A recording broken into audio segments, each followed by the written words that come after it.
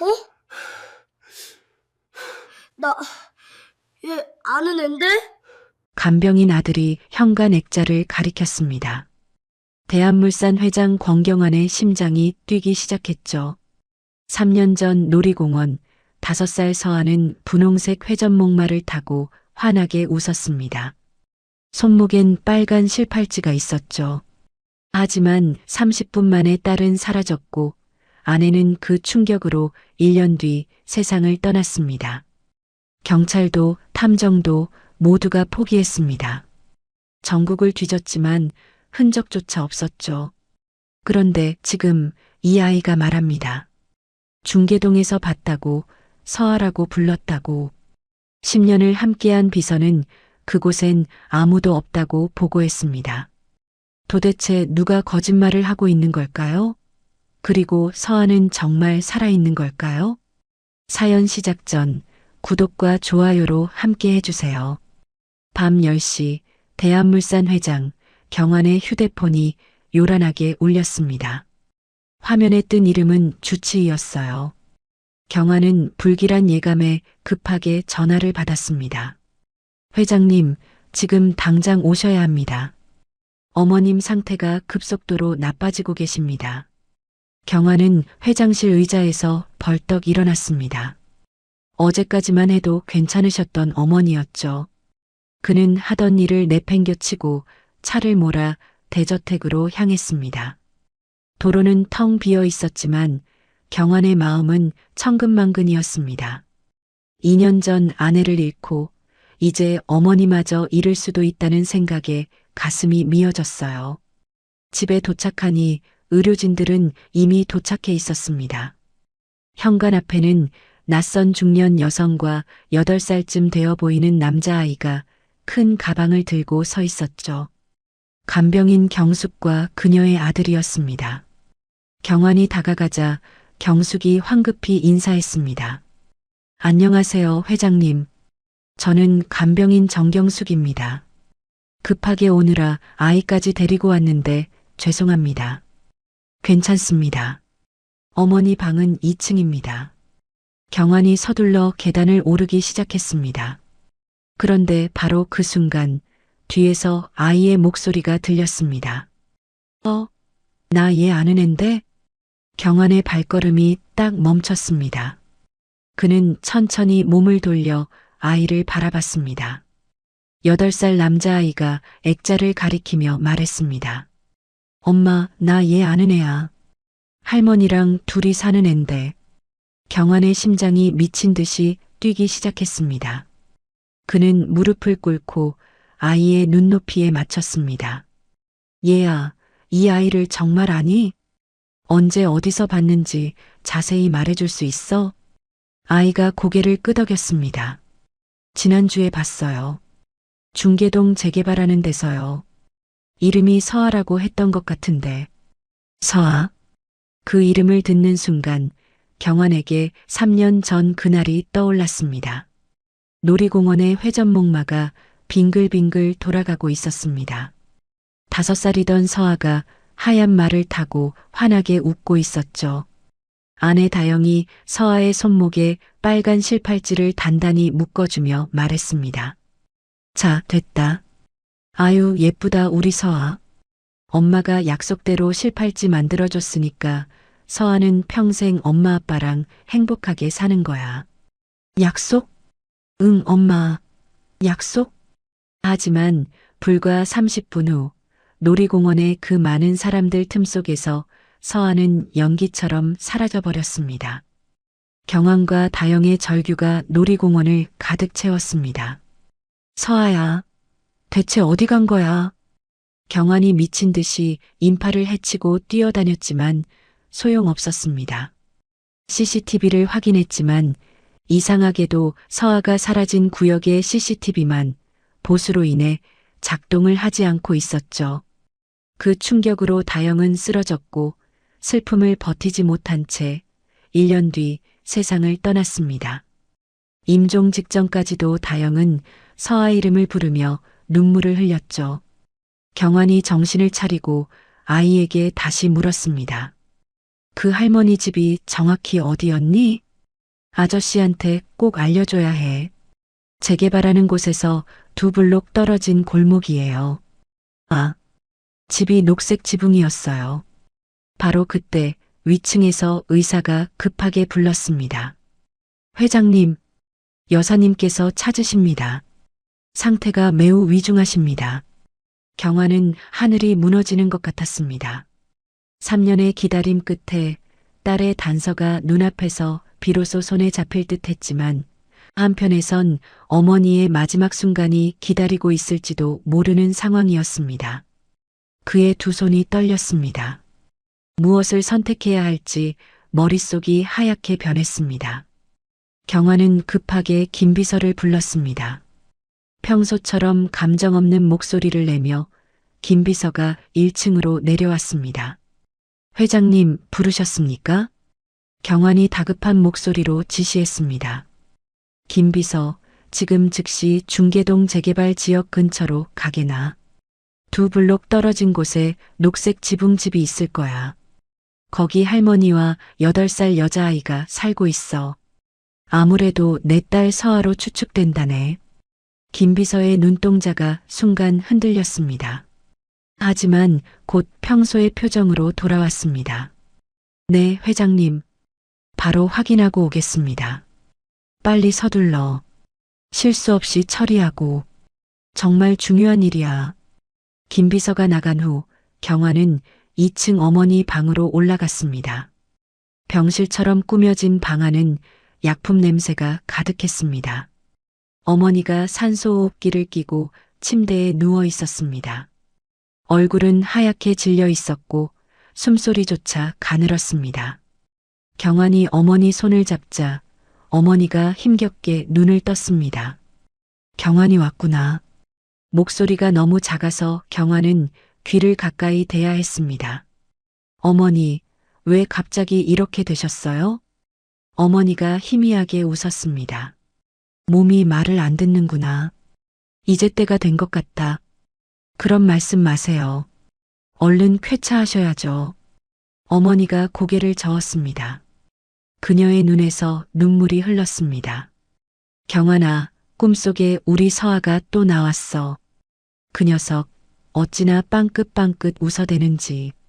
분명 우리 서아 어딘가에 살아있을 게다. 분명해. 경환의 가슴이 찢어지는 것 같았습니다. 어머니는 서아가 실종된 후 단 한 번도 죽었다고 생각하지 않으셨습니다. 경찰이 수사를 포기했을 때도 모두가 희망을 버렸을 때도 어머니만은 믿음을 놓지 않으셨죠. 어머니, 안 그래도 방금 서아를 봤다는 아이가 있었어요. 어머니의 눈이 반짝 빛났습니다. 산소 마스크를 벗으려고 하자 경환이 막았습니다. 그게 정말이냐? 우리 서아를 본 아이가 있다는 게 말이야. 네, 김비서를 보내서 확인하고 있어요. 어머니가 경환의 손을 꽉 잡았습니다. 오랜 기간 병치레로 한없이 약해 보이는 모습과는 달리 그녀의 손엔 아직도 손주를 향한 사랑의 힘이 고스란히 살아 있었어요. 애비인 네가 직접 가서 확인을 했어야지 왜 김비서를 보내? 우리 서아 놀라기라도 하면 어쩌려고. 어머니가 위중하신데 제가 어떻게 가요? 제가 여기 있어야죠. 어머니가 고개를 저으며 울먹였습니다. 어차피 죽을 날 받아놓은 애미 옆에 있는 게 뭐가 중해. 네 새끼 찾는 게 더 중하지. 핏덩이같이 그 어린 것이. 자그마치 3년이야, 3년. 서아를 찾으러 나간 지 어언 1시간이 지났지만 김비서에게는 아무런 연락이 없었습니다. 경환은 초조하게 휴대폰을 들여다봤어요.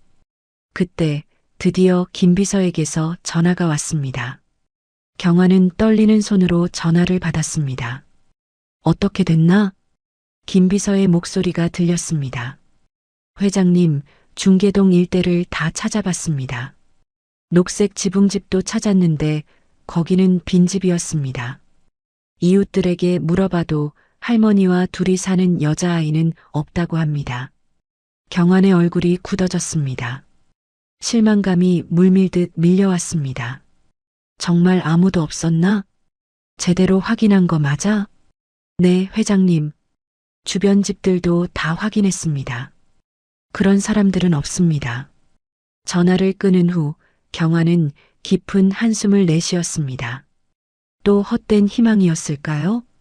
하지만 간병인 아들의 눈빛은 너무나 진실해 보였습니다. 8살 아이가 거짓말을 할 이유가 없었죠. 이번에는 정말 딸의 흔적을 찾으리라 기대했지만 김 비서의 말이 다시 그 희망을 거두게 했습니다. 마음 한켠에 의문이 일었지만 지금만큼은 그 모든 감정을 접어두고 위중한 어머니 곁을 지켜야 할 때라고 생각했어요. 그때 의사가 들어와서 상황을 설명했습니다. 회장님, 다행히 오늘 고비는 넘겼습니다. 그런데 얼마나 더 버티실지 모르겠습니다. 당분간은 곁에 계셔주는 게 좋겠습니다. 경화는 어머니 손을 꼭 잡았습니다. 어머니의 생명의 불씨가 서서히 꺼져가는 듯 차가운 손이었습니다.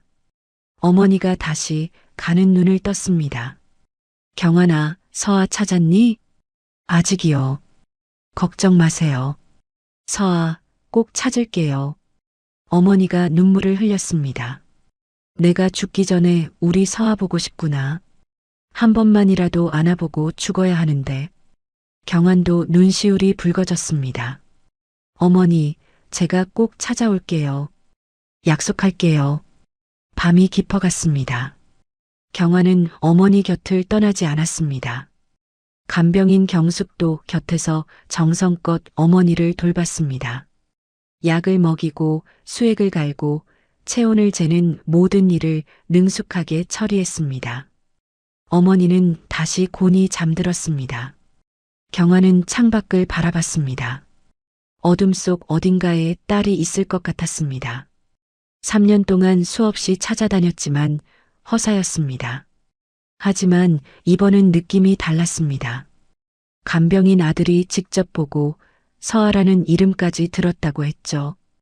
경화는 결심했습니다.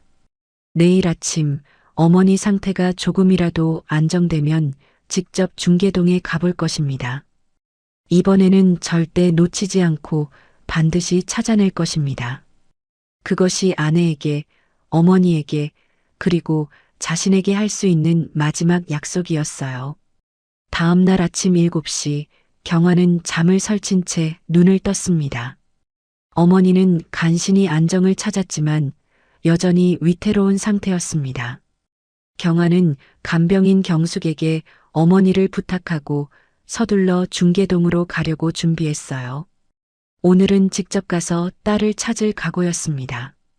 차 키를 들고 현관으로 나가려는 순간 김 비서가 황급히 뛰어들어왔습니다. 회장님, 오전 9시에 긴급 임원진 회의가 소집됐습니다. 경환이 멈춰섰습니다. 갑자기, 뭔 회의야? 해외 투자권 관련해서 이사진들이 회장님 결제가 시급하다고 합니다. 경환은 손목시계를 봤어요. 7시 30분이었죠. 중계동까지 다녀오려면 최소 2시간은 필요했습니다. 회의 오후로 미뤄. 김 비서가 난처한 표정을 지었어요. 이미 전 임원진이 소집된 상태입니다. 회장님이 안 오시면 문제 삼을 수 있을 것 같은데요.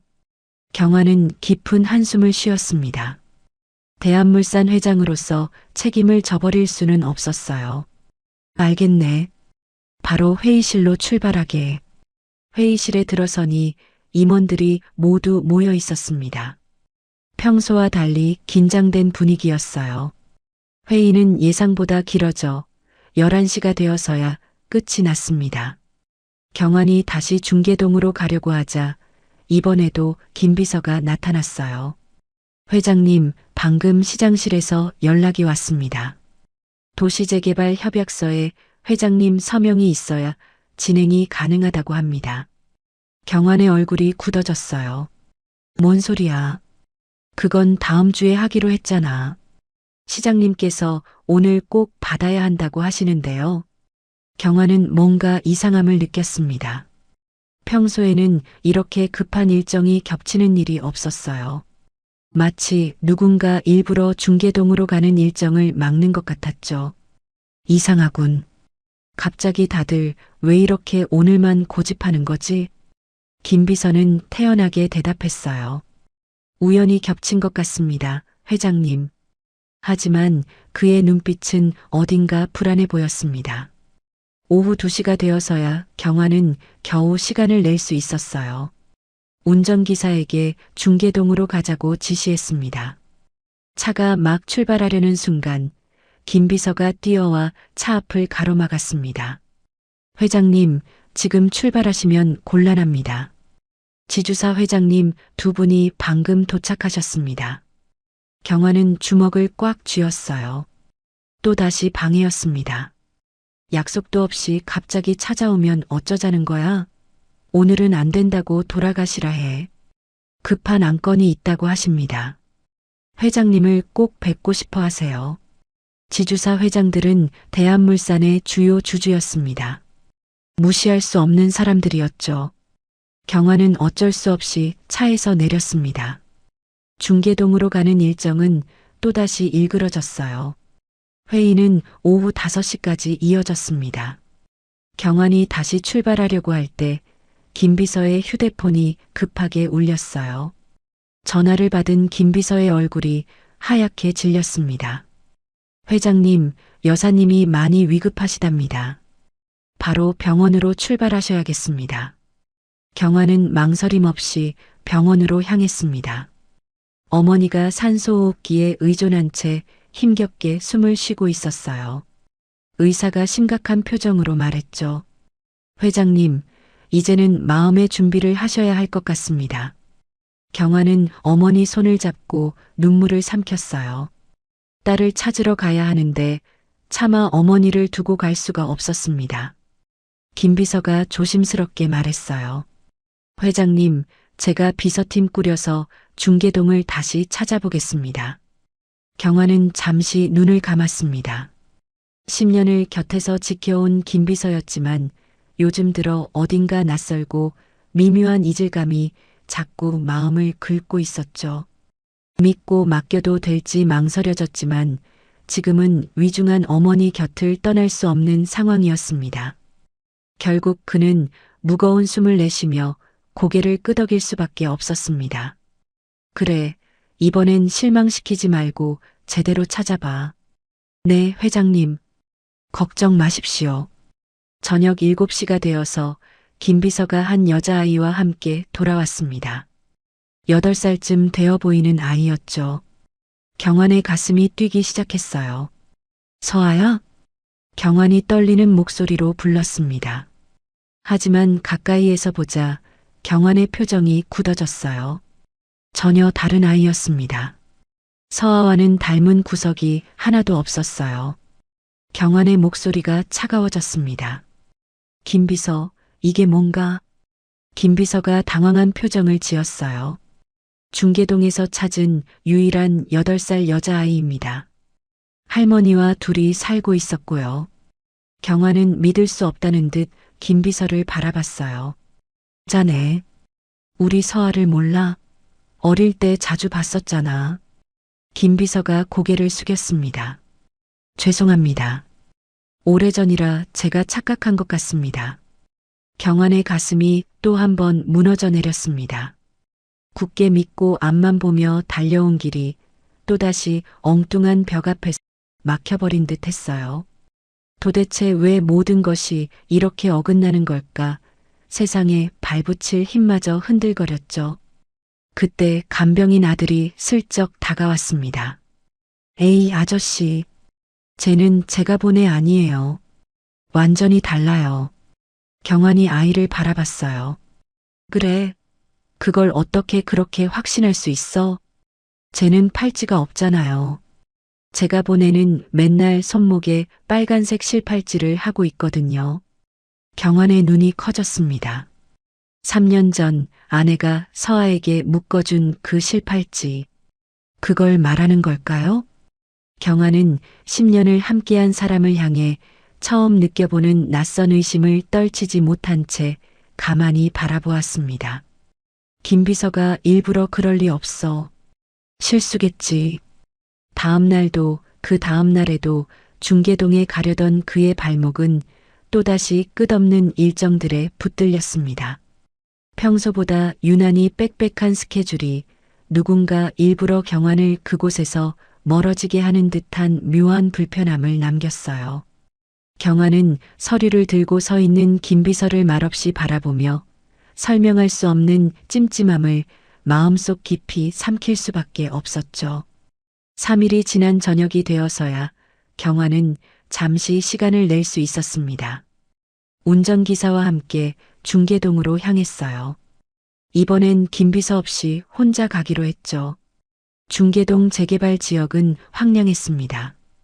빈집들이 즐비했고 가로등도 많이 꺼져 있었어요.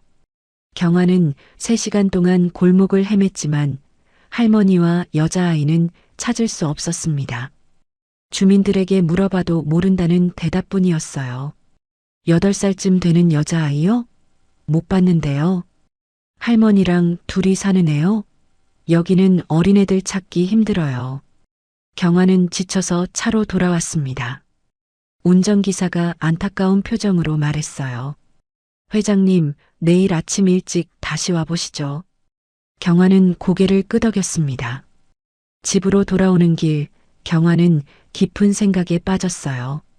3년을 기다려 얻은 희미한 단서마저 자꾸만 손가락 사이로 빠져나가는 듯해 마음이 무겁기만 했습니다. 무엇이 틀린 건지, 누가 가로막는 건지 알 수 없었지만 세상이 그를 시험하는 듯한 고단함이 밀려왔죠. 그래도 지금 물러서면 다시는 서아에게 닿을 수 없을 것만 같은 느낌이 들었습니다. 지쳐도 흔들려도 경환은 끝내 이 길을 포기할 수 없었습니다. 경환은 주먹을 꽉 쥐었어요. 그 누가 방해하든 반드시 서아를 찾아낼 것입니다. 3년을 기다렸는데 이제 와서 포기할 수는 없었으니까요. 그 후로 닷새가 지났습니다. 경환은 오늘도 어머니 병실에서 밤을 새운 채 의자에 앉아 있었죠. 담당 의사가 평소와 달리 난감한 표정으로 차트를 들고 들어왔습니다. 회장님, 좀 이상합니다. 경환이 피곤한 눈을 들어 의사를 바라봤습니다. 무슨 말씀이신가요? 의사가 차트를 내려놓고 고개를 갸우뚱했어요. 아무리 생각해도 여사님께서 예상보다 너무 급격하게 악화되는 게 의아해서요. 혹시 드시고 계신 약 보여주실 수 있나요? 경환은 침대 옆 서랍을 열었습니다. 하얀 약봉지들이 가지런히 놓여 있었어요. 의사가 약을 하나하나 확인하기 시작했죠. 갑자기 의사의 손이 멈췄습니다. 얼굴이 하얗게 질렸어요. 세상에, 회장님, 이건 제가 처방 내린 약이 아닙니다. 경환의 눈이 번쩍 떠졌습니다. 뭐라고요? 의사가 약통을 들어 보이며 설명했어요. 이 약은 심장약이 아니라 관절약입니다. 전혀 다른 약이에요. 경환의 머릿속이 빠르게 돌아갔습니다. 약 관리는 늘 김비서가 담당했어요. 병원에서 약을 받아오는 것도 시간에 맞춰 챙기는 것도 모두 김비서가 총괄하는 일이었죠. 간병인 경숙이 옆에서 조심스럽게 말했습니다. 사실 전부터 비서실에서 약을 바꿔주셨어요. 처방이 바뀌었다고 하면서요. 경환의 손이 미세하게 떨렸어요. 김비서가 약을 바꿨다는 건가요? 일부러? 오후 3시경 경환은 잠시 집으로 가기 위해 차에 올랐습니다. 경환은 회사에서 급하게 병원으로 온 나머지 평소 타던 차가 아닌 김비서가 주로 사용하는 회사 공용차를 타고 왔었죠. 운전기사가 조용히 시동을 걸었어요. 도로를 달리던 중 갑자기 블랙박스가 지직거리는 소리를 냈습니다. 화면이 깜빡이더니 꺼져버렸어요. 회장님, 죄송합니다. 차가 이상하네요. 갑자기 왜 이러지? 운전기사가 차를 갓길에 세웠습니다. 블랙박스를 만지작거리며 고치려고 했어요. 버튼을 이리저리 누르던 중 화면에 글자가 떴습니다. 이전 녹음 파일 재생. 운전기사가 실수로 재생 버튼을 눌렀어요. 순간 스피커에서 김비서의 목소리가 흘러나왔습니다. 네, 부회장님. 알겠습니다. 경환의 온몸이 얼어붙었습니다. 부회장이라니요? 대한물산의 부회장이라면 이복 동생 태환이를 말하는 것이었죠. 녹음은 계속 재생됐습니다. 서아 아가씨가 살아있는 것 같습니다. 김비서의 목소리가 떨리고 있었어요. 간병인 아들이 목격했다고 합니다. 중계동에 있다고요. 잠시 침묵이 흐른 후 다시 김비서 목소리가 들렸습니다. 네, 알겠습니다. 제가 처리하겠습니다. 경환은 그 자리에서 돌처럼 굳어버렸습니다. 오랜 세월 다져온 믿음이 한순간에 무너져 내리며 가슴 깊은 곳까지 얼어버리는 듯 했어요. 운전기사도 못 볼 것을 본 표정으로 백미러를 통해 경환을 바라봤죠. 회장님, 김비서가. 경환은 손을 들어 운전기사를 제지했습니다. 그리고 아주 천천히 숨을 들이쉬었어요. 깊게, 또 깊게. 머릿속에서 퍼즐 조각들이 맞춰지기 시작했습니다. 어머니의 약을 바꾼 것. 딸의 단서가 나올 때마다 물밀듯이 밀려드는 일정들. 중계동에서 아무도 못 찾았다는 거짓 보고. 엉뚱한 아이를 데려온 것. 모두 김비서가 꾸민 일이었어요. 경환의 머릿속에서 점들이 선으로 연결됐습니다. 누구의 사주를 받고 그런 걸까? 부회장, 바로 태환일 가능성이 높았습니다. 그런데 설마 조카를 납치했을까요? 아니야. 설마 아니겠지. 경환이 알고 있는 태환은 그 정도로 잔인한 인물은 아니었습니다.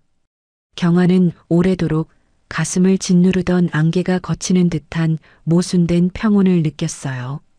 배신의 상처는 쓰라렸지만 적어도 이제 어디를 향해 걸어가야 하는지 알겠다는 안도감이 들었죠. 경환은 주먹을 한번 꼭 쥐었다가 천천히 펴며 마음속에서 출렁거리던 감정을 가라앉혔습니다. 이제야 모든 게 맞아떨어지는군. 목소리는 낮고 담담했습니다. 하지만 그 안에는 차가운 분노가 깔려 있었어요. 10년을 함께한 비서의 배신, 그리고 어쩌면 자신의 이복 동생까지 관련되어 있을지도 모르는 음모. 경환은 운전기사를 똑바로 바라봤어요. 박 기사, 이 블랙박스 원본을 정비 명목으로 보안팀에 바로 보내. 누구에게도 알리지 말고. 운전기사가 진지한 표정으로 고개를 끄덕였습니다. 네, 회장님. 아무도 모르게 처리하겠습니다. 집에 도착한 경환은 평소처럼 행동했어요. 김비서가 현관에서 기다리고 있었습니다. 회장님, 결제하실 서류입니다. 경환은 아무 일도 없다는 듯 서류를 받았어요. 김비서의 얼굴을 슬쩍 봤습니다. 평소와 다름없는 표정이었어요. 10년간 완벽한 가면을 쓰고 있었던 걸까요? 경환은 서류에 사인하며 물었습니다. 김비서, 요즘 태환이는 뭐하고 지내나? 김비서가 순간 미세하게 움찔했어요. 하지만 곧 평정을 되찾았죠. 글쎄요, 잘 모르겠습니다. 회사 일로 바쁘신 것 같던데요. 경환은 더 이상 묻지 않았습니다.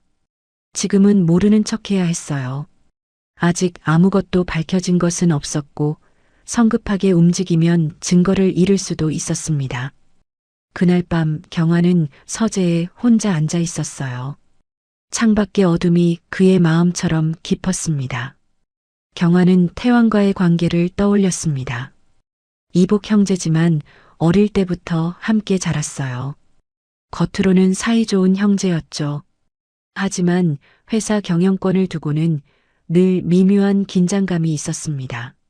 만약 서아가 살아 돌아온다면? 아직은 먼 미래지만 상속 구도가 완전히 바뀔 것입니다. 태환에게는 불리한 일이었죠. 그래서 서아를 찾지 못하게 방해한 건가요? 경환은 고개를 저었습니다. 블랙박스 녹음만으로는 부족했죠. 더 확실한 증거가 필요했습니다. 다음 날 아침 경화는 병원으로 향했어요. 회장님, 잘못된 약 때문에 손 쓰기에 너무 늦어버렸습니다. 회복이 쉽지 않을 것 같아요.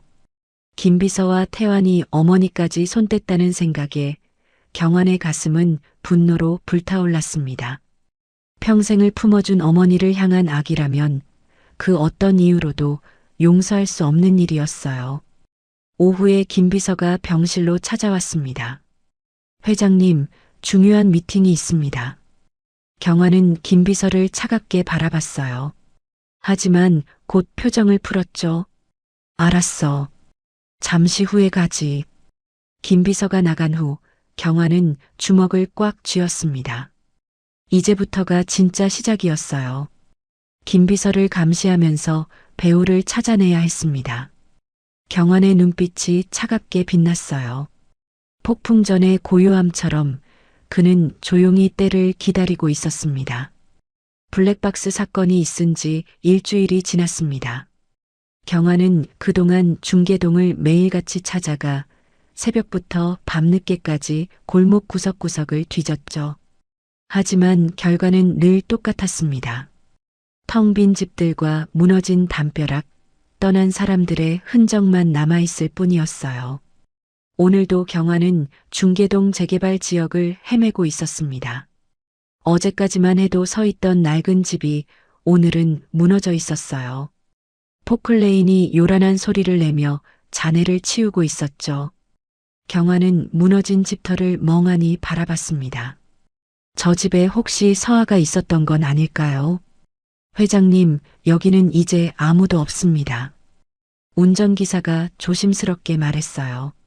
재개발이 시작돼서 주민들이 다 떠났어요. 더 이상은 찾기 어려울 것 같습니다. 경환은 고개를 떨구었습니다. 차로 돌아오는 길, 경환은 깊은 무력감에 빠졌습니다.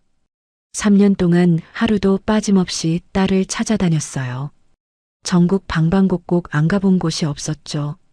하지만 여전히 실패였습니다. 병원에 도착한 경환은 곧바로 어머니 병실로 향했습니다. 복도를 걷는 발걸음이 무거웠어요. 병실 문을 열자 의사가 기다리고 있었습니다.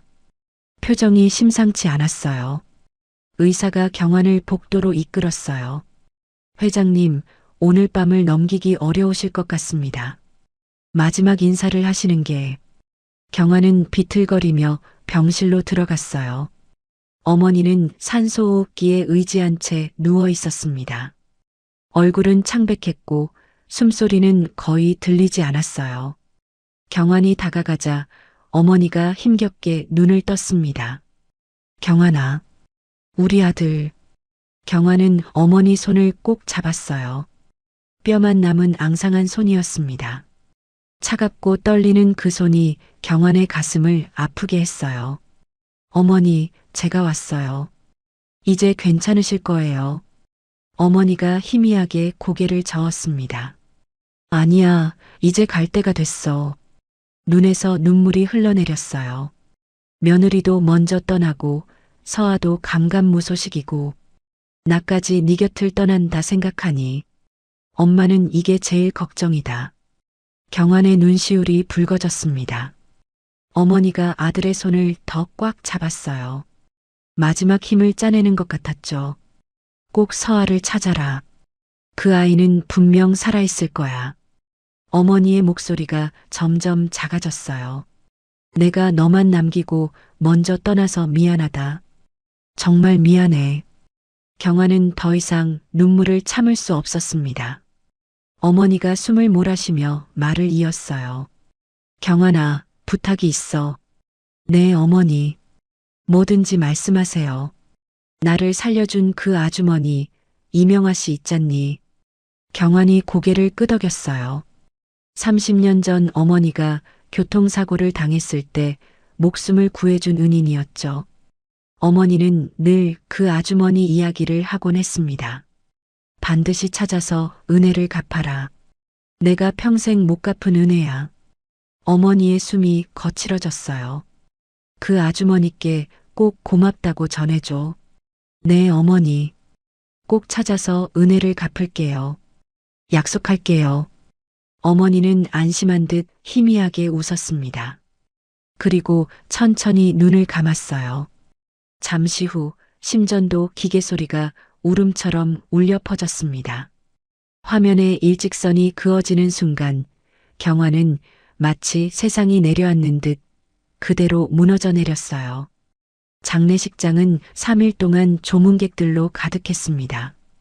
대한물산 회장의 어머니였기에 정재계 인사들이 모두 찾아왔어요. 경화는 눈물도 말라버린 채 조문객들을 맞이했습니다. 그런데 이상한 점이 있었습니다. 동생 태환이 자꾸 자리를 비웠어요. 중요한 조문객이 와도 없을 때가 많았죠. 첫날 저녁에도 둘째 날 오후에도 태환은 보이지 않았습니다. 부회장님은 어디 계신가요? 조문객들이 물어볼 때마다 직원들은 당황했어요. 잠시 급한 일이 있으셔서 나가셨습니다. 변명도 한두 번이지 계속되니 이상했죠.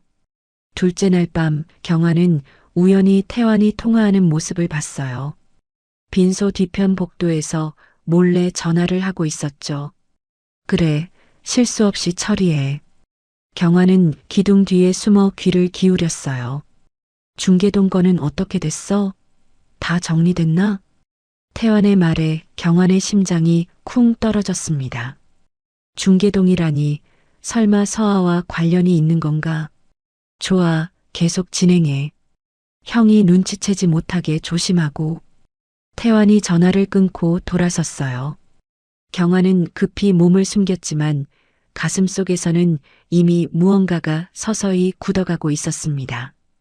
흐릿하던 의심이 이제는 부정할 수 없는 확신으로 천천히 자리를 잡는 듯 했어요.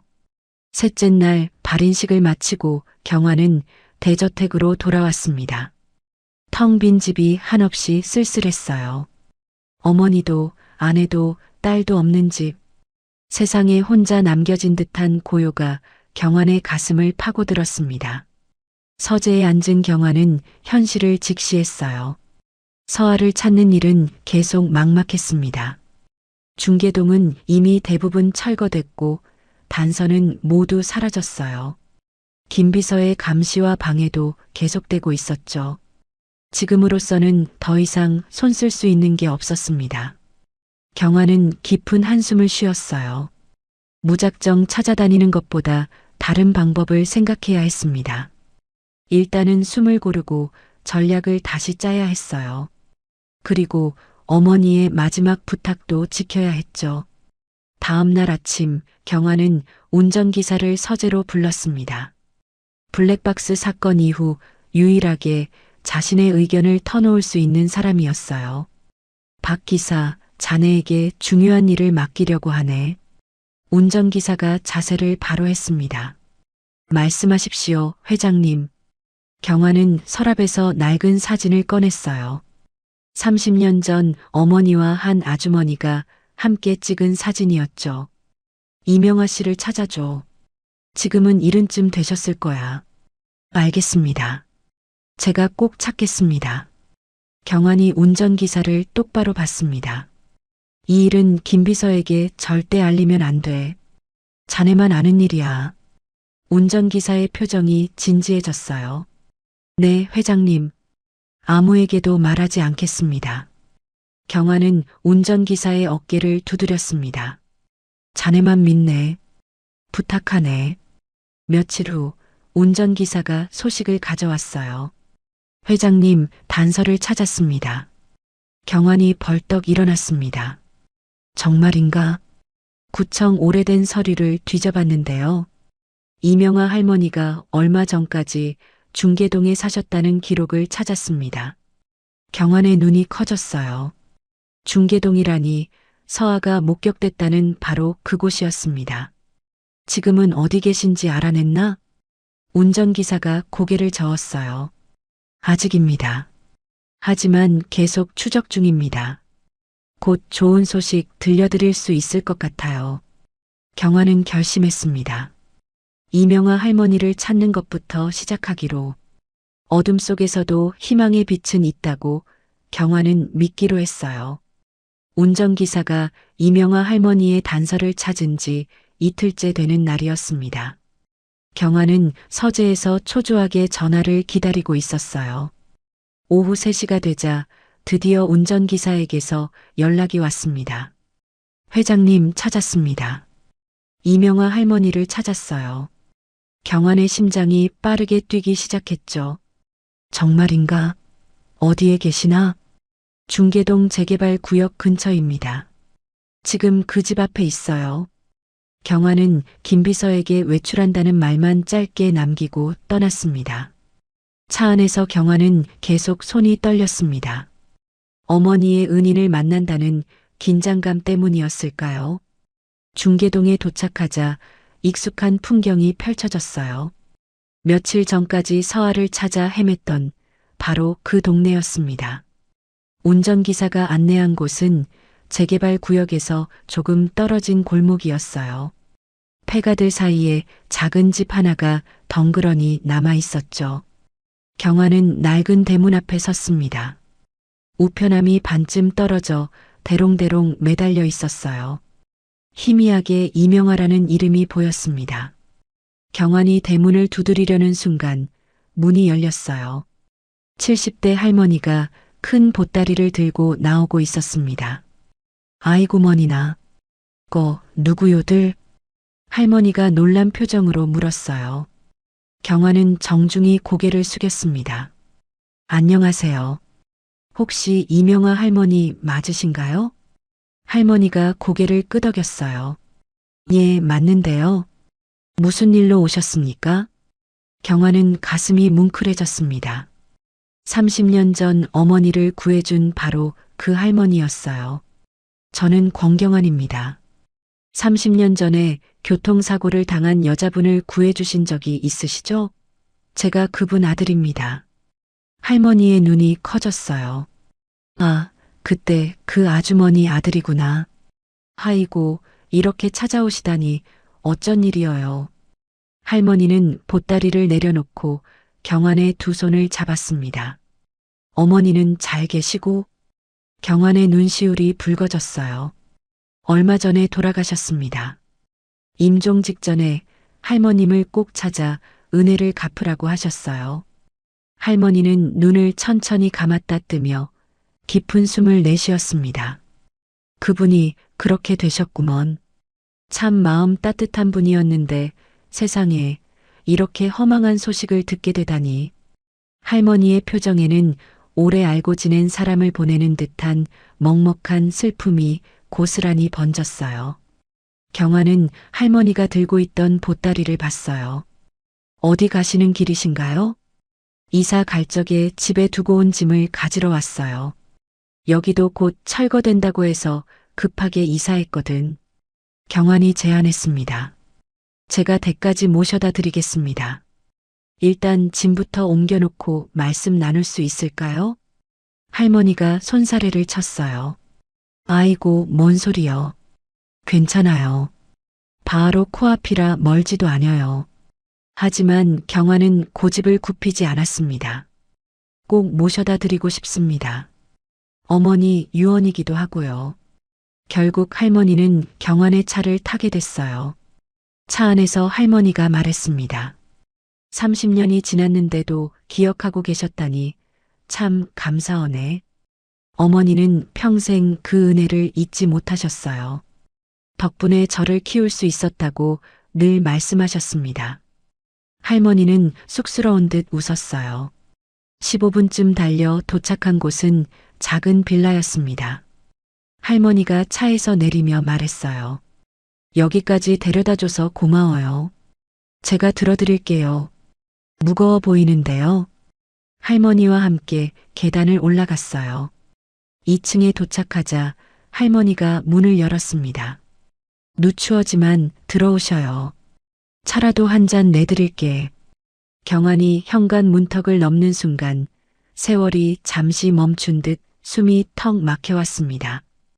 빛이 조금 스며드는 거실 한쪽 구석에서 양갈래 머리를 한 작은 여자아이가 세상 모르게 그림을 그리고 있었습니다. 자그마한 어깨와 익숙한 뒷모습을 보는 순간 경환의 다리는 오랜 기다림을 버티지 못한 듯 흔들렸습니다. 서아야? 경환의 목소리가 떨렸어요. 아이가 고개를 들어 경환을 봤습니다. 큰 눈을 깜빡이며 낯선 사람을 경계하는 표정이었어요. 누구세요? 아이는 경환을 전혀 알아보지 못했습니다. 무서운 듯 얼른 할머니에게로 달려갔죠. 경환은 천천히 아이에게 다가갔습니다. 그때 경환의 시선이 아이의 손목에 멈췄어요. 빨간 실팔찌. 3년 전 아내가 묶어준 바로 그 실팔찌였습니다. 경환의 눈에서 눈물이 흘러내렸습니다. 그걸 아직도 하고 있었구나. 경환이 속삭였어요. 무릎을 꿇고 아이의 눈높이에 맞췄습니다. 서아야, 나야. 아빠야. 하지만 서아는 고개를 저었어요. 아빠라고요? 저 아빠 없는데요. 겁에 질린 표정으로 할머니에게로 파고들었어요. 경환의 가슴이 찢어지는 것 같았어요. 이명아 할머니가 조용히 말했습니다. 우리 서아를 아셔요? 경환이 떨리는 목소리로 대답했어요. 제 딸입니다. 3년 전에 실종된 제 딸이에요. 할머니가 놀란 표정을 지었습니다. 예, 아이고, 이 아이가 회장님 따님이라니. 할머니는 천천히 그날을 회상하기 시작했어요. 3년 전이었어요. 비가 억수로 쏟아지는 밤이었죠. 할머니의 이야기가 이어졌습니다. 개미도 잘 안 다니는 골목 구석에 이 아이가 쌕쌕거리며 쓰러져 있었어요. 온몸이 불덩이였지. 경환은 숨을 죽이고 들었어요. 데려와서 물어봤는데 아무것도 기억 못했어요. 자기 이름만 겨우 말해줬음께요. 할머니가 서아를 바라보며 말했습니다. 경찰서에 문턱이 닳게 찾아가 봤지만 뭐 단서가 있어야지, 단서가. 경환의 손이 떨렸어요. 그래서 계속 키우신 건가요? 그러죠. 이렇게 예쁜 아이를 어떻게 길바닥에 내치나. 할머니가 미소 지었습니다. 그런데 얼마 전에 좀 수상한 일이 있긴 했어요. 갑자기 양복쟁이가 불쑥 찾아오더니 집을 당장 비우라고 하더라고. 그래서 여기로 급하게 이사 온 거 아니요? 경환이 물었어요. 어떤 남자요? 양복쟁이였어요. 키 크고 안경 쓰고. 재개발해야 하니까 얼른 집 빼라고 하더라니께. 경환은 직감했습니다. 김비서였을 거예요. 그래서 부랴부랴 옮기느라 짐도 제대로 못 챙기고 여기로 왔어요. 할머니가 설명했어요. 경환은 분노를 삼키며 말했습니다. 할머니, 정말 감사합니다. 이렇게 서아를 지켜주셔서요. 할머니가 고개를 저었어요. 아유, 무슨. 하루 먹고 하루 살아가는 처지라 서아 밥도 잘 못 챙겨주고 예쁜 옷도 잘 못 입혔어요. 살아있는 것만으로도 정말 감사합니다. 이렇게 저희 가족을 또 구해주시네요. 경환의 목소리가 떨렸습니다. 경환이 부탁했어요. 할머님, 죄송한데 당분간만이라도 저희 집에서 서아와 함께 같이 지내주실 수 있을까요?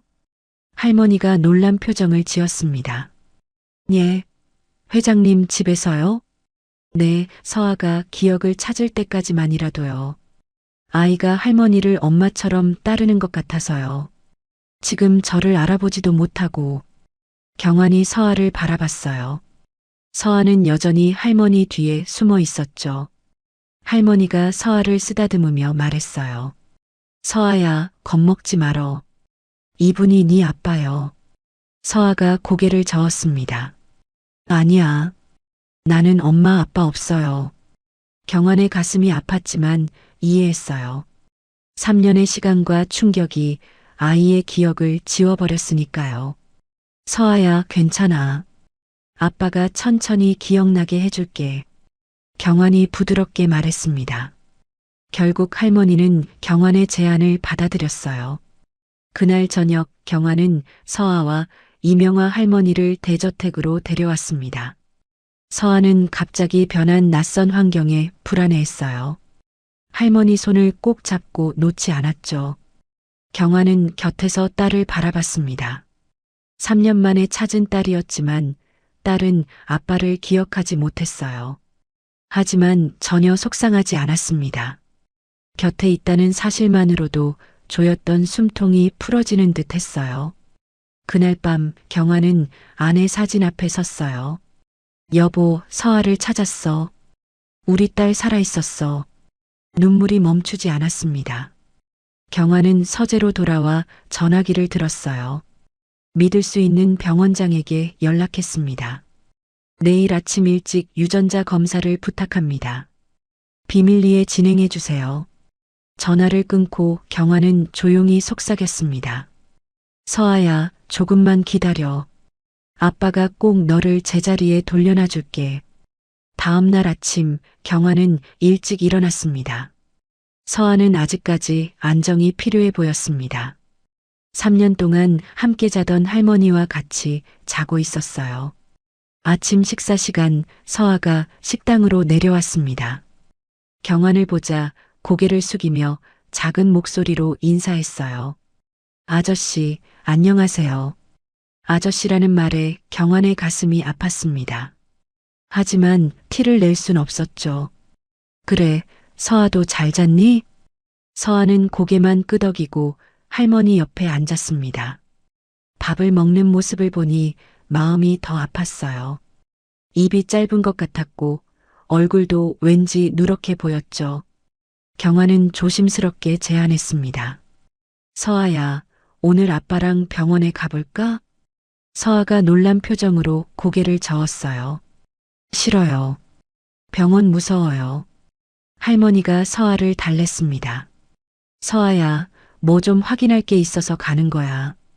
그리고 검사만 하는 거라서 안 아파. 정말요? 서아가 불안한 눈빛으로 물었어요. 경환이 부드럽게 말했습니다. 그래, 진짜 아프지 않아. 아빠가 약속할게. 결국 서아는 마지못해 고개를 끄덕였어요. 병원으로 가는 차 안에서 서아는 계속 할머니 손을 꼭 잡고 있었습니다. 경환은 백미러로 딸을 지켜봤어요. 병원에 도착하자 원장이 직접 맞이했습니다. 경환이 미리 부탁해둔 대로 조용히 진행됐어요. 먼저 유전자 검사를 위한 검체를 채취했습니다. 면봉으로 입안을 살짝 문지르는 간단한 검사였죠. 봐, 벌써 끝났어, 서아야. 아프지 않았지? 경환이 물었어요. 서아가 고개를 끄덕였습니다. 네, 안 아팠어요. 그때 의사가 서아를 자세히 관찰하더니 말했어요. 회장님, 아이 영양 상태가 좋아 보이지 않네요. 얼굴색도 안 좋고요. 경환이 걱정스럽게 물었습니다. 그래요? 큰 문제는 없겠죠? 정확한 건 검사를 해봐야 알 것 같습니다.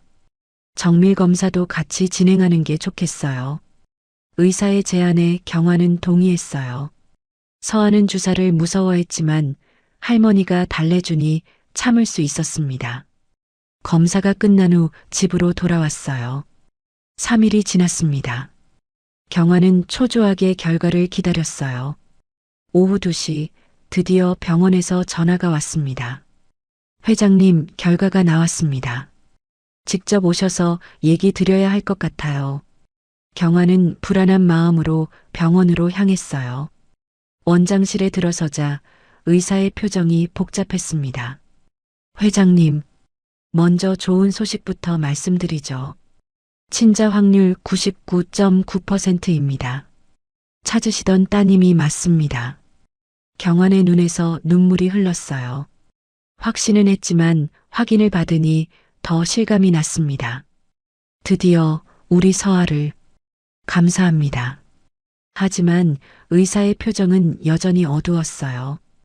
회장님, 기쁜 말씀만 드릴 수 있으면 좋겠는데 안타깝게도 함께 전해야 할 좋지 않은 소식이 2가지 더 있습니다. 경환의 가슴이 철렁 내려앉았어요. 뭔가요? 무슨 문제가 있나요? 의사가 말했습니다. 먼저 충격으로 인한 단기 기억상실증이 언제 회복될지 미지수입니다. 경환이 실망하며 말했습니다. 그렇군요. 이어서 의사가 검사 결과지를 보여줬습니다. 그리고 회장님, 이 말씀드리기가 참 어렵습니다만 정밀 검사 결과 중증 간부전이 확인됐습니다. 경환의 얼굴이 하얗게 질렸어요. 간부전이요? 그게 무슨... 간 기능이 심각하게 저하된 상태입니다. 당장 치료가 필요해요. 경환은 다리에 힘이 풀렸습니다. 의자에 주저앉으며 물었어요. 치료하면 나을 수 있나요? 의사가 신중하게 대답했습니다. 약물 치료를 시작하면 어느 정도 호전될 수 있습니다. 하지만 뭔가요? 상태가 계속 악화되면 간이식을 고려해야 할 수도 있어요. 경환은 머리가 하얗게 변했어요. 3년 만에 찾은 딸이 중병을 앓고 있다니. 당장 입원시켜야 하나요? 일단 통원 치료부터 시작해보죠. 매일 병원에 와서 치료받으면 됩니다. 집으로 돌아온 경환은 무거운 마음을 안고 서재로 들어갔어요. 경환이 회사에 출근했을 때 돌봐줄 사람이 필요했습니다. 할머니는 너무 연세가 많아 서아를 돌봐줄 수가 없었습니다. 어머니 임종 때까지 지켜주셨던 간병인 경숙을 다시 불렀습니다. 서아를 도와주던 간병인 경숙이 노크를 했습니다. 회장님, 잠시 들어가도 될까요? 들어오세요. 경숙이 낡은 공책을 들고 들어왔어요. 이거 서아 아가씨 짐 정리하다가 발견했는데요. 회장님이 직접 보시는 게 좋을 것 같아서요. 경환이 공책을 받았습니다.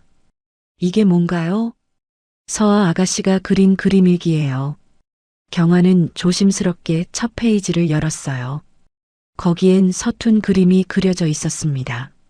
놀이공원, 회전목마, 그리고 세 사람의 가족. 다음 페이지를 넘겼어요. 똑같은 그림이 10장이 넘게 반복되고 있었어요. 마치 기억의 조각을 붙잡으려고 필사적으로 반복한 흔적 같았습니다. 경환은 페이지를 넘길 때마다 숨이 막혔어요.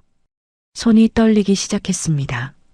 3년 동안 잃어버린 딸의 기억은 사라졌지만 그날을 붙잡기 위해 이 그림만 반복적으로 그렸다는 사실이 가슴을 찢었어요. 마지막 페이지에는 삐뚤빼뚤한 글씨가 적혀 있었습니다. 엄마, 아빠, 나 버린 거 아니지? 보고 싶어. 그 순간 경환은 더 이상 버틸 수 없었어요. 눈물이 쏟아졌습니다. 경숙이 조용히 나가고 경환은 홀로 남았어요. 그림일기를 가슴에 안고 오열했습니다. 서아야, 아빠가 늦어서 미안하다. 그림 속 회전목마를 보며 경환은 그날을 떠올렸어요.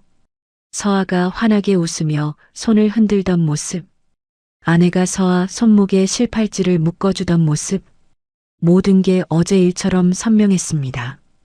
한참을 울던 경환은 천천히 눈물을 닦았어요. 이제 후회할 시간은 없었습니다. 서아를 치료해야 했고 기억도 되찾게 해야 했어요. 서아야. 경환이 부드럽게 불렀어요. 서아가 고개를 들었습니다. 네, 아저씨. 아빠가 우리 서아 꼭 지켜줄게. 약속해. 서아는 이해하지 못한 표정이었지만 고개를 끄덕였어요. 경환은 멀리서 딸을 바라보며 다짐했습니다. 이번에는 절대 놓치지 않겠다고. 그날 밤 경환은 치료 계획을 세웠어요. 최고의 의료진을 구성하고 모든 방법을 동원하기로 했습니다. 서아의 병을 고치고 기억도 되찾게 할 것입니다. 그것이 아빠로서 해야 할 일이었으니까요. 서아를 찾은 지 일주일이 지난 아침이었습니다. 경환은 사무실에서 서류를 검토하고 있었어요. 그런데 문득 고개를 들어보니 김 비서의 모습이 평소와 달랐습니다. 안색이 창백했고 손이 미세하게 떨리고 있었죠. 휴대폰을 5분마다 확인하며 누군가에게 계속 메시지를 보내는 모습이 포착됐어요. 경환은 블랙박스 원본을 확보한 이후로 김비서를 조용히 감시하고 있었습니다. 겉으로는 전혀 내색하지 않았지만 김비서의 일거수일투족을 놓치지 않고 지켜봤어요. 오늘따라 김비서의 불안함이 더욱 심해 보였습니다. 서류를 가져오면서도 손이 떨려 종이가 바스락거렸고 평소보다 말을 더듬는 일이 잦았죠. 이마에는 식은땀이 송글송글 맺혀 있었습니다. 점심시간이 지난 오후 2시쯤이었어요. 경화는 화장실을 가는 척하며 복도로 나왔습니다. 비서실을 지나가던 중 김비서의 떨리는 목소리가 문틈으로 새어나왔어요. 경화는 발걸음을 멈추고 벽에 몸을 기댔습니다. 부회장님, 더 이상 못하겠습니다. 회장님이 눈치챈 것 같습니다. 김비서의 목소리는 공포로 가득했어요. 전화기를 쥔 손이 덜덜 떨리는 소리까지 들렸죠. 잠시 침묵이 흐른 후 김비서가 헐떡이며 다시 말했습니다. 예, 오늘이요? 오늘 처리하라고요? 목소리가 거의 울먹이는 수준이었어요. 하지만 그건 너무 위험한. 네, 알겠습니다. 부회장님 말씀대로 하겠습니다. 전화를 끊는 소리가 들렸고 곧이어 김비서의 한숨 소리가 이어졌습니다. 경화는 조용히 자리로 돌아왔어요. 김비서를 슬쩍 바라봤습니다. 얼굴은 하얗게 질려 있었고 셔츠는 땀으로 흠뻑 젖어 있었죠. 바로 그 시각 서울 시내 한 호텔의 비밀룸에서는 다른 일이 벌어지고 있었어요. 태환이 측근 변호사와 마주 앉아 있었습니다. 테이블 위에는 대저택 도면과 경환의 일정표가 펼쳐져 있었죠. 태환은 차가운 표정으로 서류를 훑어봤어요. 회장이 서아를 찾았다고? 그럼 끝이야. 태환의 목소리는 얼음처럼 차가웠습니다. 변호사가 조심스럽게 고개를 끄덕였어요. 네, 맞습니다. 유전자 검사까지 완료했고 친자 확률 99.9%가 나왔다고 합니다. 태환의 눈빛이 번뜩였어요. 주먹을 꽉 쥐며 테이블을 내리쳤습니다. 지금 정리해야 해. 회장 자리도 유산도 그 애도. 태환은 창밖의 도시 풍경을 바라보며 말을 이었어요. 어머니도 돌아가셨고 아이도 없으면 서류상으론 내가 다음 순서야. 태환의 목소리에는 탐욕이 묻어났습니다. 형님 재산, 회사 경영권, 모든 유산이 전부 나한테로 와야 해. 변호사가 태환의 말에 맞장구를 쳤습니다. 부회장님, 아직 회장님이 우리 계획을 완벽하게 눈치챈 건 아닌 것 같습니다. 증거도 확보하지 못했고요. 태환이 음산한 미소를 지었습니다. 그래서 오늘이다. 서아가 기억을 완전히 찾으면 끝이야. 더 이상 미루면 안 돼. 태환은 휴대폰을 꺼내 어딘가에 전화를 걸었어요. 준비됐나? 오늘 저녁 6시 30분이야. 정확히 그 시간에 맞춰. 실패는 용납 안 해. 전화를 끊은 태환은 변호사를 바라봤습니다. 오늘로 모든 게 끝난다. 형님도 그 애도 사라질 거야. 차가운 목소리가 호텔룸을 가득 채웠어요. 저녁 5시 대저택 정문에서는 이미 준비가 한창이었습니다.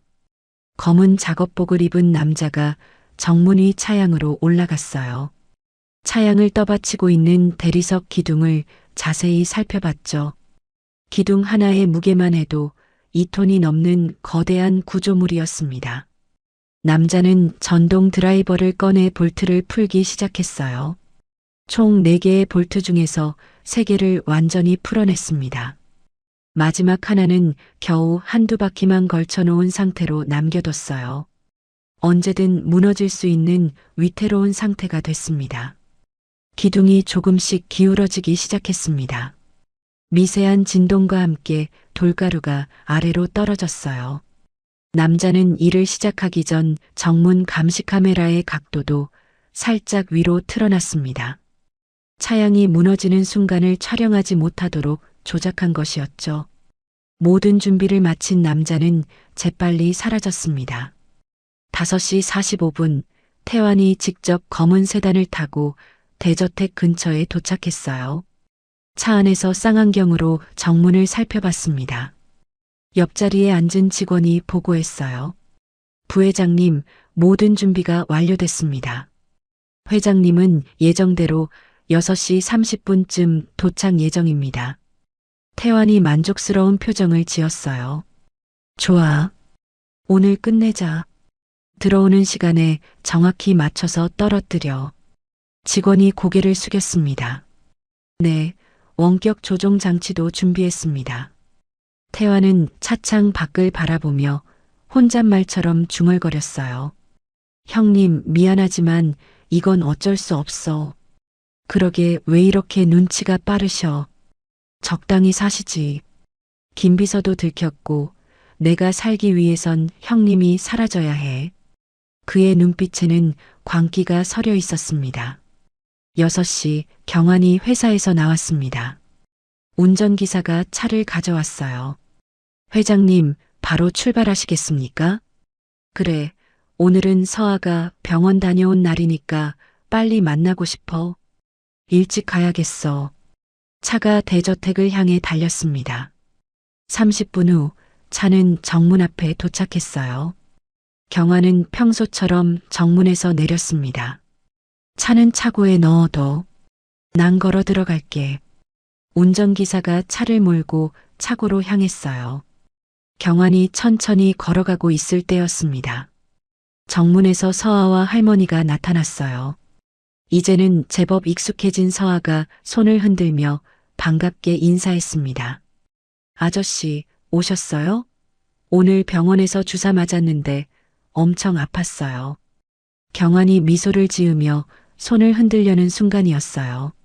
서아가 갑자기 위쪽을 올려다봤습니다. 아이의 큰 눈에 뭔가 이상한 게 보였어요. 하얀 돌가루가 솔솔 떨어지고 있었습니다. 차량이 삐걱거리는 소리를 내며 흔들렸어요. 서아는 본능적으로 위험을 감지했습니다. 기둥 위쪽에서 볼트 하나가 간신히 버티고 있는 게 보였어요. 금방이라도 떨어질 것 같은 거대한 돌덩어리. 그 순간 서아의 머릿속에 번개처럼 기억이 스쳐 지나갔습니다. 3년 전 놀이공원의 회전목마. 엄마가 실팔찌를 묶어주던 따뜻한 손길. 그리고 자신을 찾아 헤매던 아빠의 절박한 목소리. 모든 기억이 한순간에 되살아났어요. 아빠. 서아가 있는 힘껏 소리쳤습니다. 아빠, 위험해요. 조심해요. 처음으로 아빠라고 부른 것이었어요. 경환은 온몸에 전율이 흘렀습니다. 서아가 자신을 아빠라고 불렀어요. 3년 만에 처음 듣는 그 한마디에 가슴이 터질 것 같았죠. 너무 기쁜 나머지 경환은 평소에 느린 걸음을 잊고 전속력으로 뛰기 시작했습니다. 서아야, 내 딸. 경환이 두 팔을 활짝 벌리며 달려갔어요. 평소의 걸음걸이였다면 지금쯤 정확히 차양 아래를 지나고 있을 타이밍이었습니다. 하지만 전력 질주한 덕분에 그 위치를 예상보다 훨씬 빨리 지나쳤어요. 경환이 서아를 와락 안아 올린 바로 그 순간이었습니다. 쿠웅하는 굉음과 함께 차양이 무너져 내렸어요. 수톤의 대리석 덩어리가 경환이 불과 3초 전에 지나온 자리를 덮쳤습니다. 돌가루가 폭발하듯 사방으로 흩어졌어요. 경환은 서아를 꼭 안은 채 뒤를 돌아봤습니다. 거대한 돌덩어리가 길을 완전히 막고 있었어요. 조금만 늦었더라면 그 밑에 깔려 목숨을 잃었을 겁니다.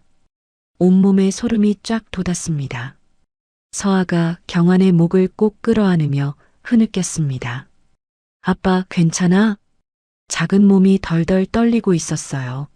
아빠, 나 다 기억났어. 경환의 눈에서 뜨거운 눈물이 쏟아졌습니다. 서아야, 내 딸. 아빠도 너무 보고 싶었어. 두 사람은 서로를 부둥켜 안고 한참을 울었어요. 할머니는 그 모습을 보며 손수건으로 눈가를 닦았습니다. 아빠, 그동안 너무 외로웠어. 사실 아무것도 기억 안 나는데도 계속 꿈에서 엄마랑 아빠를 불렀어. 엄마 아빠 보고 싶어서. 서아가 울먹이며 말했어요. 그래서 매일 그림 그렸어. 놀이공원 그림. 기억하고 싶어서. 경아는 딸을 더욱 꼭 안았습니다. 이제 괜찮아. 아빠가 여기 있잖아. 다시는 놓지 않을게. 서아가 고개를 끄덕였어요. 나도 아빠 절대 안 놓을 거야. 약속해. 부녀는 다시 한번 꼭 껴안았습니다. 할머니도 그 모습을 보며 손수건으로 눈가를 닦았습니다. 서아가 울먹이며 말했어요. 엄마는 어디 있어? 엄마도 보고 싶어. 경환의 가슴이 철렁 내려앉았습니다. 가장 두려웠던 순간이 왔어요. 딸에게 엄마가 죽었다는 사실을 어떻게 말해야 할까요? 경환은 서아의 작은 얼굴을 두 손으로 감싸쥐었습니다. 경환에 솔직하게 말했어요. 엄마는 하늘나라에 갔어. 근데 그건 네 잘못이 아니야. 엄마는 마지막까지 서아 이름을 불렀어. 서아를 너무너무 사랑해서. 엄마의 마지막 소원은 서아가 행복하게 사는 거였어. 경환도 함께 눈물을 흘리며 딸의 등을 쓰다듬었습니다. 아빠도 엄마가 너무 보고 싶어. 하지만 우리 둘이서 열심히 살아야 해. 그게 엄마가 원하는 거야. 응. 아빠랑 같이 살 거야. 엄마 목까지 행복하게 살 거야. 서아가 눈물을 닦으며 고개를 끄덕였어요. 그때 경환의 시선이 무너진 차양으로 향했습니다. 볼트가 풀려있는 모습이 눈에 들어왔어요. 자연스러운 노후화라면 4개 모두 동시에 부식되어야 하는데 3개만 완전히 풀려 있었습니다. 경환의 표정이 차갑게 굳어졌어요. 할머니, 서아를 집 안으로 데려가 주세요. 그리고 아무도 이 현장을 건드리지 못하게 해주세요. 경환의 목소리에는 차가운 분노가 담겨 있었습니다. 경환은 휴대폰을 꺼내 누군가에게 전화를 걸었습니다. 즉시 경찰과 국과수를 불러. 그리고 CCTV 영상 전부 백업해. 이건 명백한 살인 미수야. 경환은 정문을 다시 한번 살펴봤습니다. 누군가 자신을 죽이려 했어요. 그것도 아주 치밀하게 계획한 살인이었죠. 김 비서가 오늘 오후에 했던 전화 통화가 떠올랐습니다. 오늘 처리하라고요? 경환의 눈빛이 날카로워졌어요. 배우가 누군지 짐작이 갔습니다. 가장 큰 의심은 한 사람에게로 향하고 있었어요. 멀리서 사이렌 소리가 들려왔습니다. 경찰과 감식반이 도착했습니다. 경환은 차갑게 다짐했습니다. 반드시 찾아낼 거야. 누가 내 딸 앞에서 나를 죽이려 했는지, 그리고 그 대가를 철저히 치르게 할 거야. 경환의 눈빛에는 차가운 결의가 서려 있었습니다. 차양 붕괴 사고가 있던 그날 밤, 대저택은 무거운 침묵에 잠겨 있었습니다. 경환은 서재에 홀로 앉아 창밖의 어둠을 바라보고 있었어요. 정원에는 아직도 무너진 돌덩어리를 치우는 인부들의 모습이 보였습니다. 그의 마음속에는 분노와 결의가 소용돌이치고 있었습니다. 문을 두드리는 소리가 들렸어요. 들어온 사람은 운전기사 박 기사였습니다. 경환은 천천히 의자에서 일어나 그를 마주했어요. 박 기사, 오늘 사고를 봤겠지. 이건 단순한 사고가 아니야. 경환의 목소리는 낮고 차분했지만 그 안에는 단단한 결의가 담겨 있었습니다. 운전기사가 고개를 끄덕였어요. 네, 회장님. 누군가 의도적으로 꾸민 일 같습니다. 경환은 창가로 걸어가며 말을 이었습니다. 김 비서는 더 이상 못 믿는다. 잠시 침묵이 흘렀어요. 그리고 돌아서며 운전기사를 똑바로 바라봤습니다. 당신을 내 새로운 오른팔로 둘 생각이네. 운전기사의 눈이 크게 떠졌어요. 놀람과 동시에 막중한 책임감이 느껴졌습니다. 잠시 후 그는 한쪽 무릎을 꿇고 고개를 숙였어요. 명 받들겠습니다, 회장님. 그의 목소리에는 변함없는 충성심이 가득했습니다. 경찰에 이미 신고했네. 권태환과 김비서를 조용히 조사하도록 했어. 경환이 설명을 이어갔습니다. 하지만 겉으로는 아무것도 모르는 척할 거야. 그들이 스스로 꼬리를 드러내게 해야지. 운전기사는 모든 지시를 머릿속에 새기며 고개를 끄덕였어요. 다음 날 아침 9시였습니다. 서아는 어제 기억을 되찾은 후 처음으로 아빠와 함께하는 평화로운 아침을 맞았어요. 식탁에는 이명화 할머니가 정성껏 차린 아침상이 놓여 있었습니다. 된장국 냄새가 집안을 따뜻하게 채웠고 서아는 밥을 한 숟가락 떠서 입에 넣었어요. 그런데 갑자기 서아의 손에서 숟가락이 떨어졌습니다. 아빠 어지러워. 서아의 목소리가 가늘게 떨렸어요. 경환이 급히 일어나 서아에게 다가갔습니다. 서아야, 괜찮아? 어디가 아파? 서아의 얼굴이 순식간에 하얗게 변했어요. 아빠 무서워. 그 말을 끝으로 서아의 눈이 감기며 의자에서 미끄러져 내렸습니다. 작은 몸이 바닥에 쓰러지며 경련을 일으켰어요. 입술은 파랗게 변했고 숨소리는 거칠어졌습니다. 경환은 미친 듯이 서아를 안아 올렸어요. 서아야, 서아야, 정신 차려. 그의 목소리가 집 전체를 울렸습니다. 경환은 서아를 품에 꼭 안고 차로 뛰었습니다. 운전기사가 급히 시동을 걸었어요. 병원까지 가는 15분이 15시간처럼 느껴졌습니다. 서아의 숨소리가 점점 약해지고 있었어요. 경환은 딸의 차가운 손을 꼭 잡고 계속 말을 걸었습니다. 서아야, 아빠가 여기 있어. 조금만 참아. 곧 병원이야. 눈물이 멈추지 않았어요. 3년 만에 찾은 딸을 또 잃을 수도 있다는 공포가 그를 짓눌렀습니다. 제발, 제발 우리 딸을 살려주세요. 경환은 하늘에 간절히 기도했어요. 응급실에 도착하자마자 의료진이 서아를 데려갔습니다. 빨간 불이 켜진 응급실 앞에서 경환은 주저앉았어요. 다리에 힘이 없었고 온몸이 떨렸습니다. 할머니가 곁에 앉아 경환의 어깨를 토닥였어요. 3시간이 지나고 나서야 의사가 심각한 표정으로 나왔습니다. 회장님, 잠시 말씀 나눌 수 있을까요? 상담실로 들어간 경환은 최악의 소식을 들을 준비를 했습니다. 의사가 검사 결과를 펼쳐 보이며 설명했어요. 간부전이 급성으로 악화됐습니다.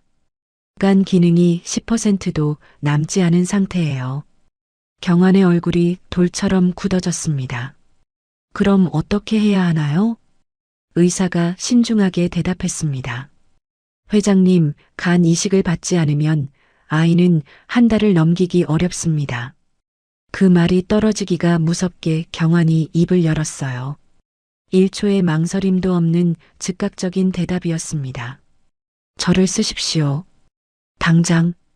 의사가 놀란 표정을 지었어요. 회장님, 간 이식은 기증자에게도 위험할 수 있습니다. 신중하게 생각하셔야. 경환이 의사의 말을 끊었습니다. 신중하게 생각할 시간이 어디 있습니까? 제 딸이 죽어가고 있는데. 경환의 눈빛은 흔들림이 없었어요. 지금 당장 검사해 주세요. 제가 기증 가능한지. 의사는 경환의 단호한 결의에 곧바로 검사를 시작하였습니다. 다행히 혈액형도 맞고 조직 적합성도 문제 없었습니다. 수술은 다음 날 새벽 5시로 잡혔어요. 경환은 곧바로 서아의 병실로 향했습니다. 중환자실 유리문 너머로 보이는 서아의 모습에 가슴이 찢어졌어요. 작은 몸에 온갖 기계들이 연결되어 있었습니다. 산소 마스크를 쓴 얼굴은 너무나 창백했어요. 경환이 들어가자 서아가 힘겹게 눈을 떴습니다. 그 큰 눈에 눈물이 고여 있었어요. 아빠, 목소리가 너무 작아서 거의 들리지 않았습니다. 경환은 침대 옆에 무릎을 꿇고 서아의 손을 잡았어요. 차갑고 작은 손이었습니다. 아빠는 아프면 안 돼. 서아가 떨리는 목소리로 말했어요. 아빠까지 없어지면 나 또 혼자야. 그 말에 경환의 눈에서 참았던 눈물이 쏟아졌습니다. 아빠가 서아를 꼭 낫게 해줄게. 우리 이제 영원히 함께야. 서아가 약하게 고개를 끄덕였습니다. 약속해, 아빠. 그래, 약속해. 100번이고 1000번이고 약속할게. 수술 당일 새벽 4시였습니다. 병원 복도는 고요했고 창밖은 아직 캄캄했어요. 경환은 수술복으로 갈아입고 복도에 섰습니다. 할머니가 밤을 새우며 기다리고 있었어요. 할머니가 경환의 손을 꼭 잡았습니다. 회장님, 서아가 얼마나 아빠를 그리워했는지 아셔요? 할머니의 눈에 눈물이 맺혔어요. 매일 밤 잠꼬대로 아빠를 불렀어요. 아빠, 보고 싶어 하면서요. 경환은 고개를 끄덕였습니다. 할머니, 서아 부탁드려요. 제가 꼭 건강하게 돌아올게요. 수술실 문이 열렸어요. 경환은 마지막으로 한 번 더 서아의 병실을 바라봤습니다. 수술대에 누운 경환의 마음은 평온했어요. 두려움은 없었습니다. 자신의 간이 딸을 살릴 것이라는 확신만이 가득했죠. 마취제가 들어오면서 아내의 얼굴이 떠올랐습니다. 여보, 우리 딸 내가 꼭 지킬게.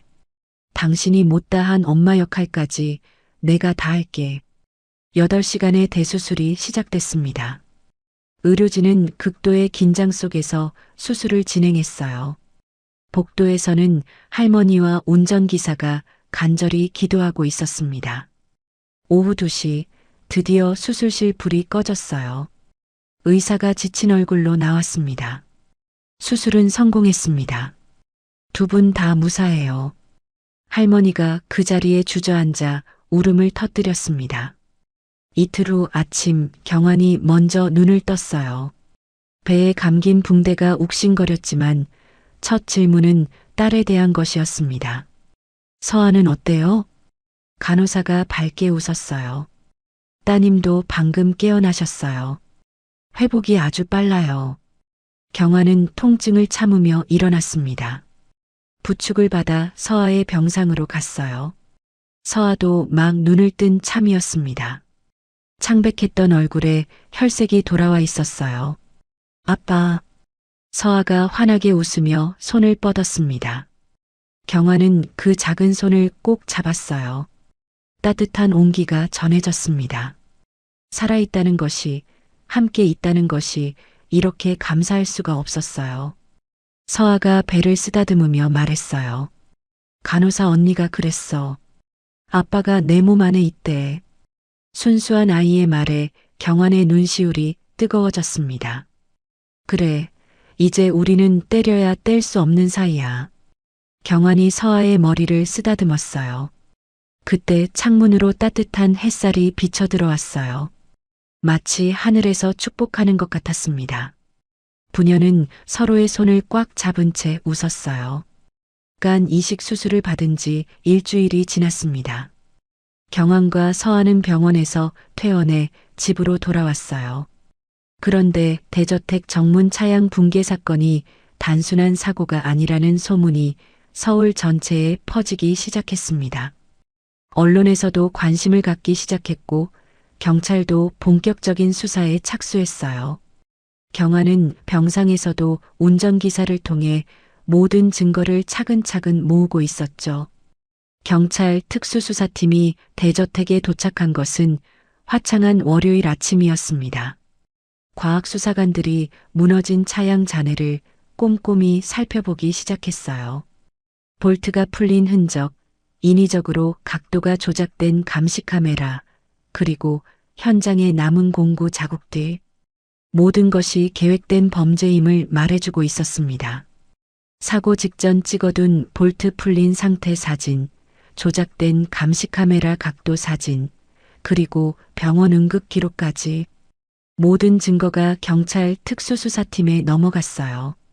사건은 즉시 특수상해 미수와 시설물 파괴 혐의로 격상됐습니다.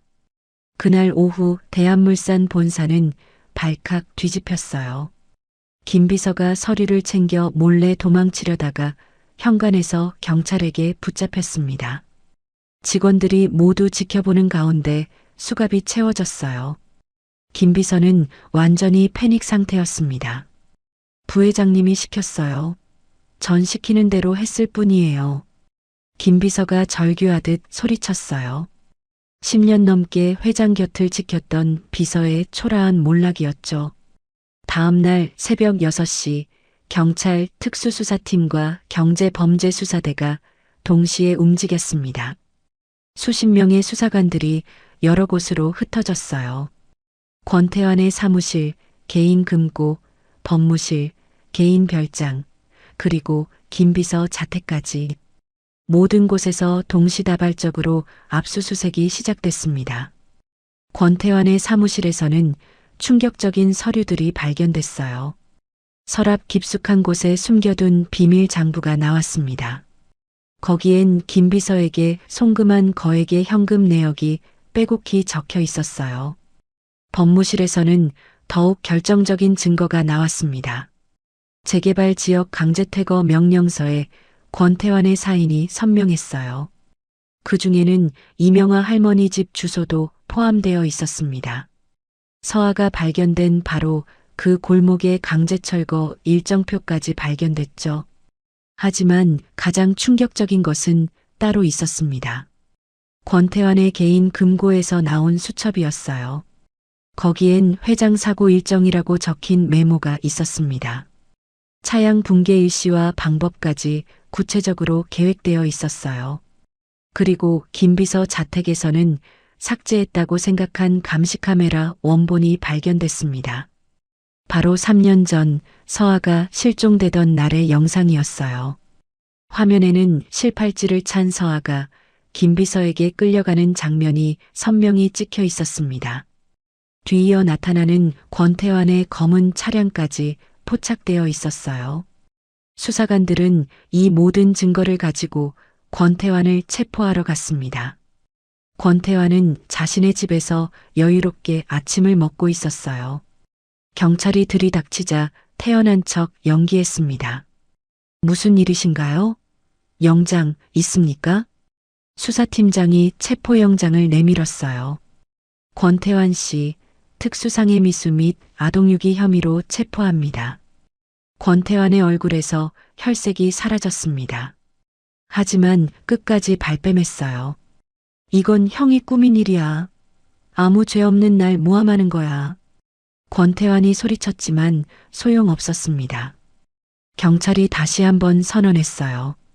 권태환 씨, 귀하는 특수상해 미수, 아동유기, 강제퇴거 공갈, 증거인멸, 횡령, 배임 혐의로 체포합니다. 수갑이 권태환의 손목에 채워졌습니다. 대한물산 부회장이라는 화려한 지위가 한순간에 무너졌어요. 권태환이 연행되는 모습은 모든 언론사 카메라에 포착됐습니다. 기자들이 몰려들어 플래시를 터뜨렸어요.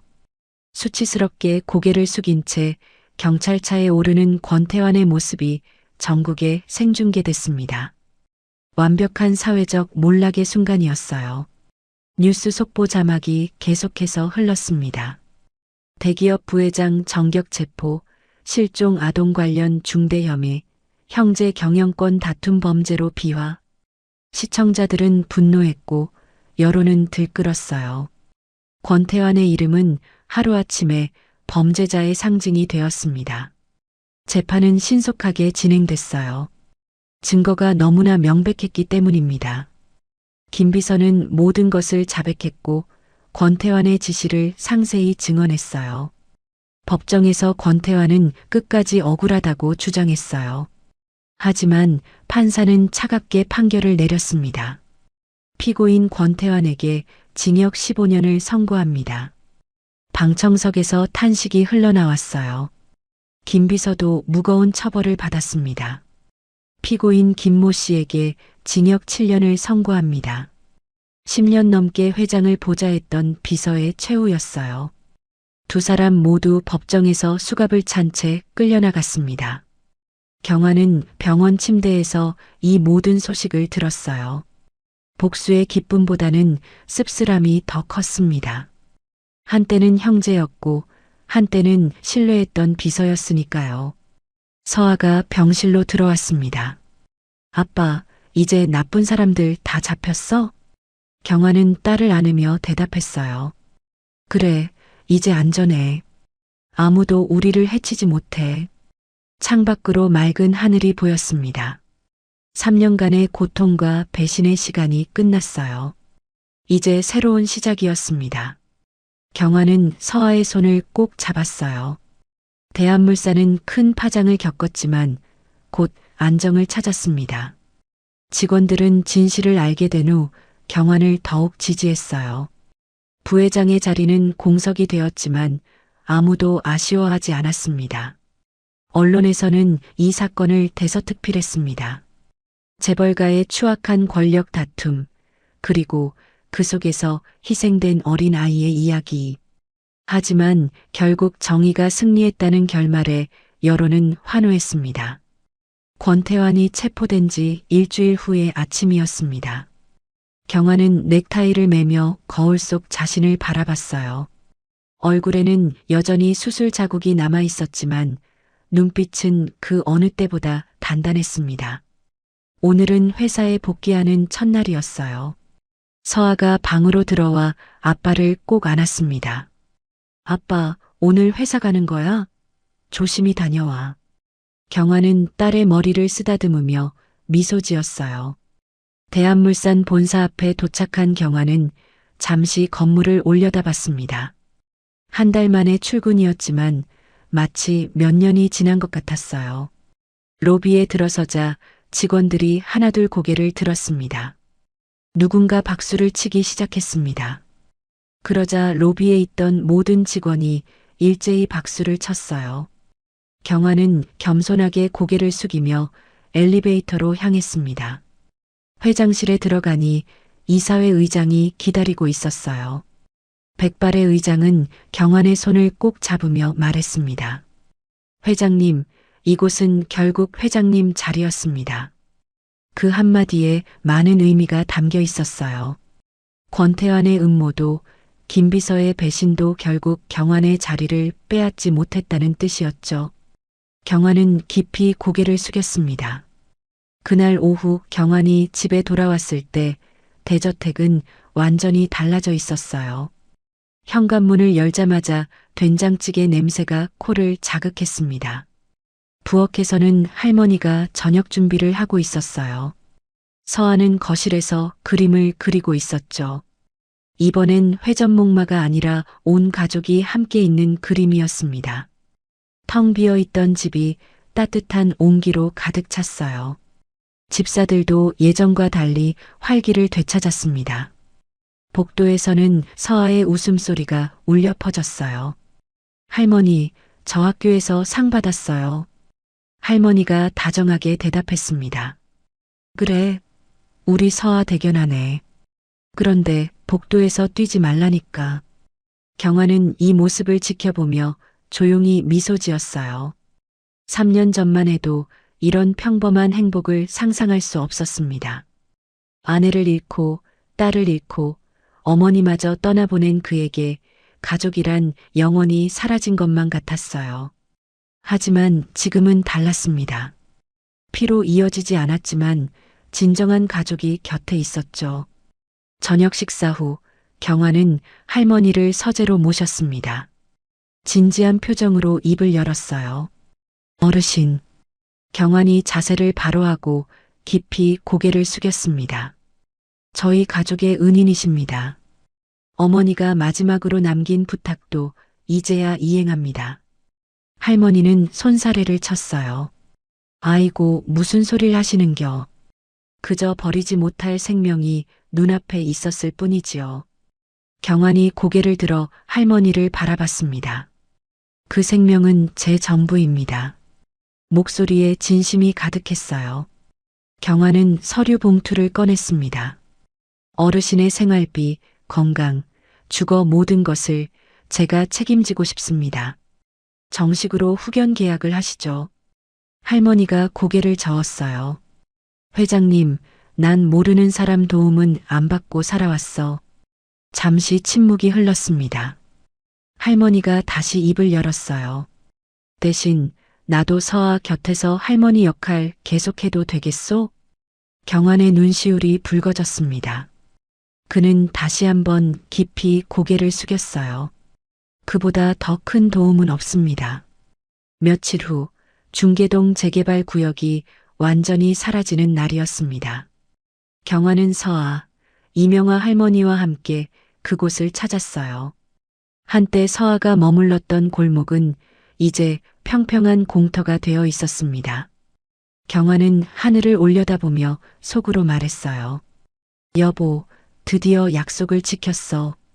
우리 딸을 찾았어. 서아가 아빠 손을 꼭 잡았습니다.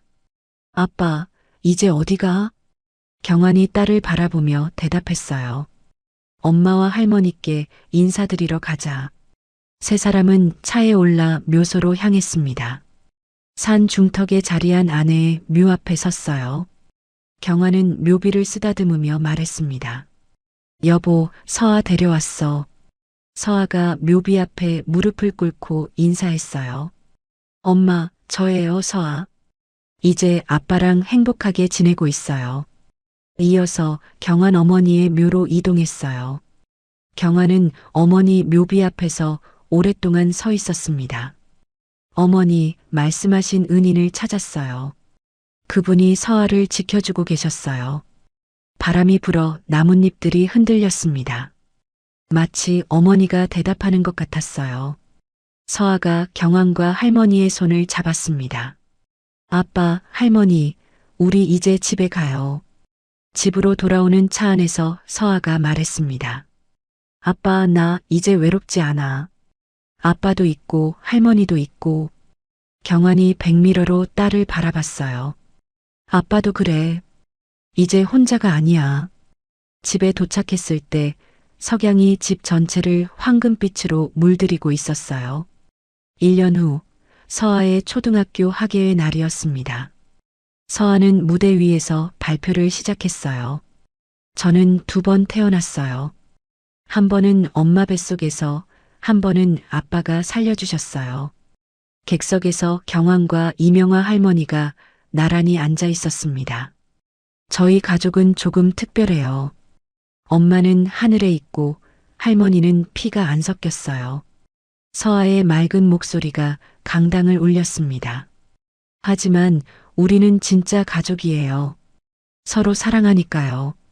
박수 소리가 터져 나왔어요. 경환과 할머니는 서로를 바라보며 미소 지었습니다. 3년의 아픔과 배신, 그리고 기적 같은 재회. 그 모든 것을 거쳐 그들은 진정한 가족이 되었어요. 가족이란 피로 맺어지기도 하지만 결국 사랑으로 완성되는 것이었습니다.